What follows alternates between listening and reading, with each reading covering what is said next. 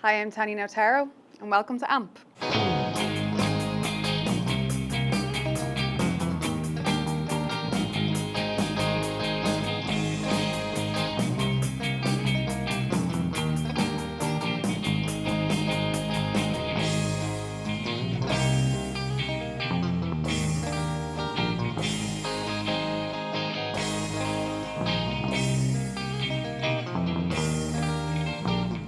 On today's episode, we're celebrating artists who put their passion for their art and creativity over profit. We'll be talking to Dundalk band Coastline Pickup, who will perform their song Pretty Boy. Also, actor Stephen Burns will be joining us to talk about his love of performing and his recent play Hickok's Last Dance. But first, earlier this week, John Luke Sharlot caught up with two young artists who embody the theme of tonight's show. This is passion. Passion, it's such a striking word. It's what drives us as human beings. Today we will sit down with two unknown creators who have chosen to pursue their passion over profit. McGeary and Mai Ou are passionate young artists who have refused to let adversity get in the way of their passion. I'd love to be a professional dancer. I'd love to be able to teach young people to do what I do and to be able to come from a place where maybe it wasn't something you originally wanted to do and you could just build up and you could have amazing flow with it. But I'd also like to become a great YouTuber, to be able to invest in the best equipment I can and deliver great entertainment for people, because that's what people like in the end of the day. You know, you want to watch somebody and be entertained. McGeary is a breakdancer who recently went viral thanks to the website Unilad. I was watching a couple of YouTubers and I thought it was really interesting because it was something I'd never done before.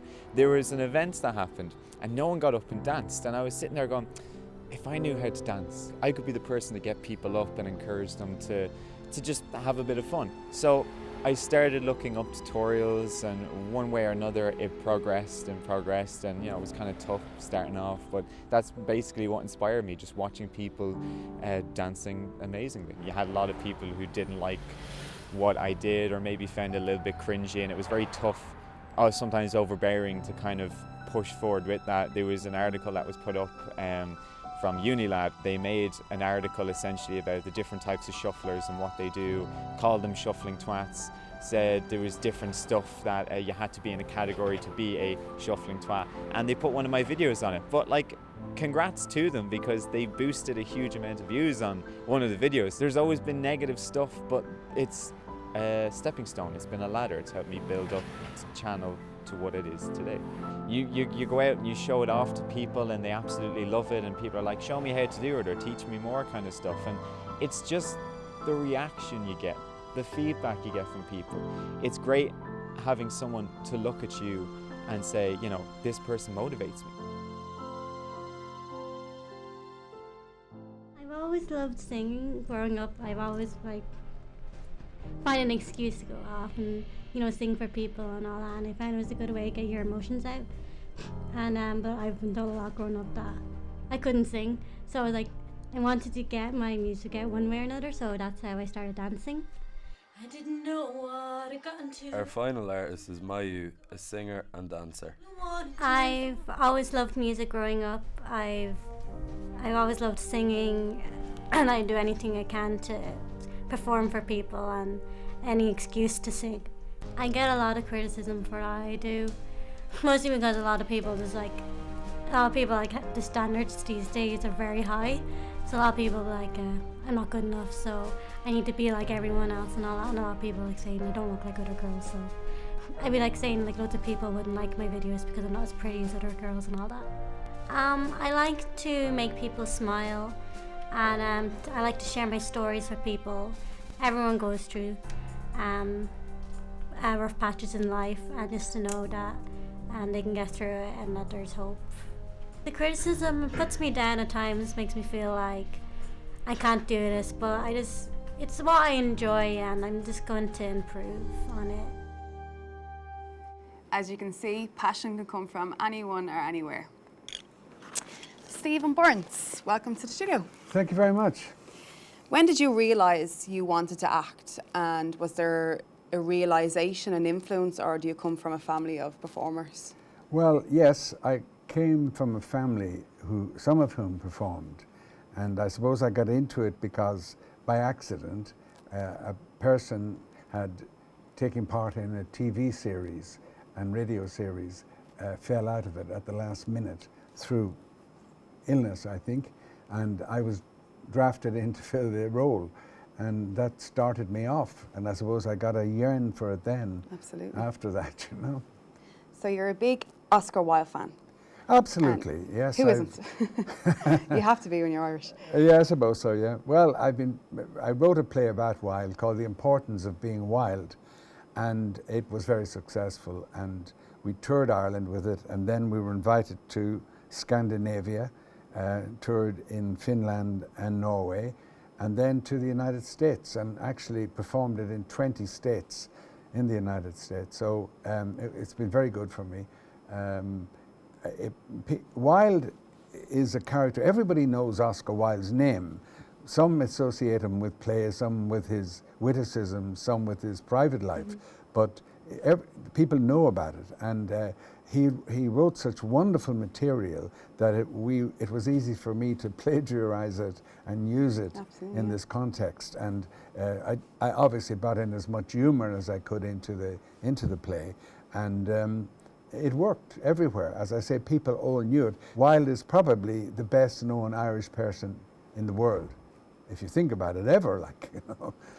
And everybody knows his quotes. Oh, and that's his right. Witticisms. Absolutely, they're everywhere. absolutely, yeah. You also went to Monaco and you performed for Princess Grace. Yes, yes. Amazing. We were very lucky. We went to Monaco, and I was asked by people there. I knew one person, an English lady, and she was into theatre, and she had heard I was doing this play, and she asked me to come. I didn't know that Princess Grace was going to come, and she was in the front row.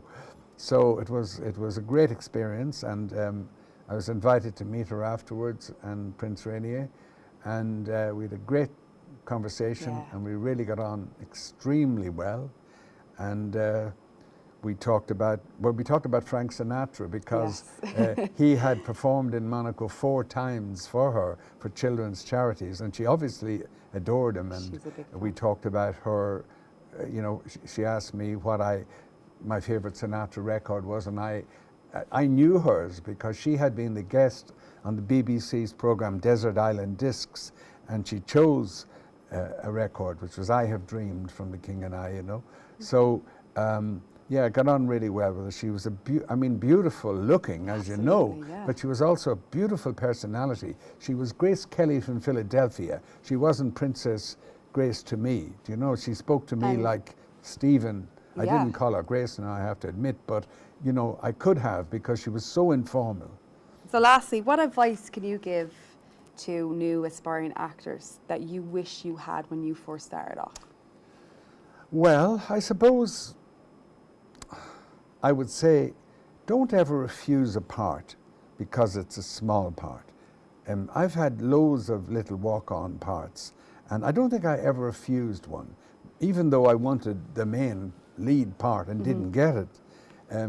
I think if you take the part that you're offered, sometimes it's the wrong part for you, but you can defy convention maybe by showing them that you can still do it, even though it's not really the part for you.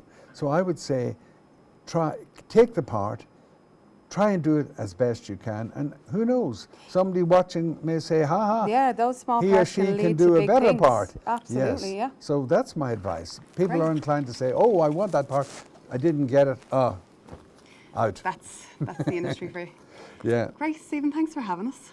Thank you. Here you go, thank you very much. After the break, Coastline Pickup will be performing Pretty Boy for us. Don't go away.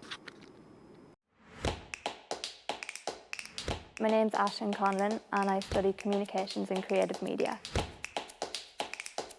I really enjoy the different types of modules that you get to do. There's been a radio module, film and production, script writing as well. There's a lot of theory which I wouldn't have thought I'd enjoy, but I really do love it.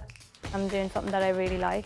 I've made friends along the way. I'm getting to forge my own path here.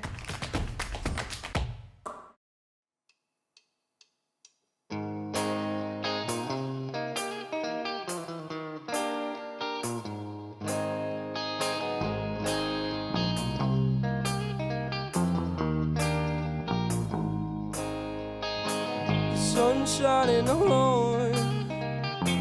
The moon changes staring back at me. And while you sit on your phone, I'll wait for you to grow out of me. Yeah, I'm not wasting my time to decide after you lied to me. I just want out of this hell, the one that you laid out for me, out for me, out for me. Pretty boy, don't you know what we had was better? Pretty boy, it'll take so long for me to forget her, someone better.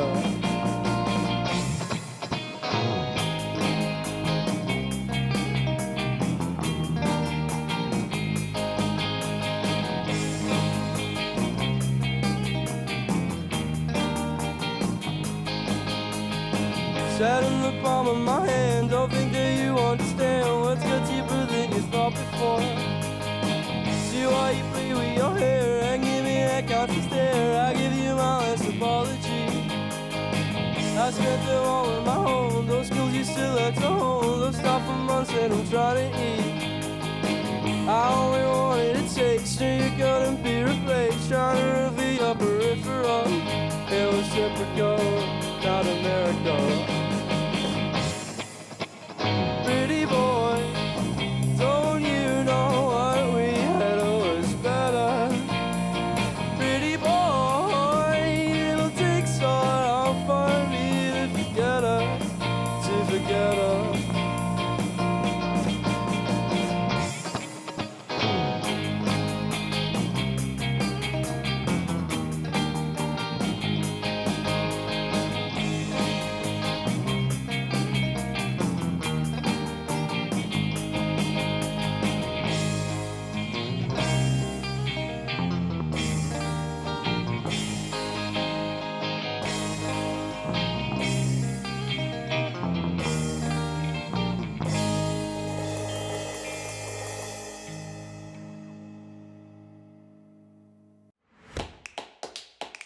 I'm Kevin McGeary and I'm studying the level 7 computing course.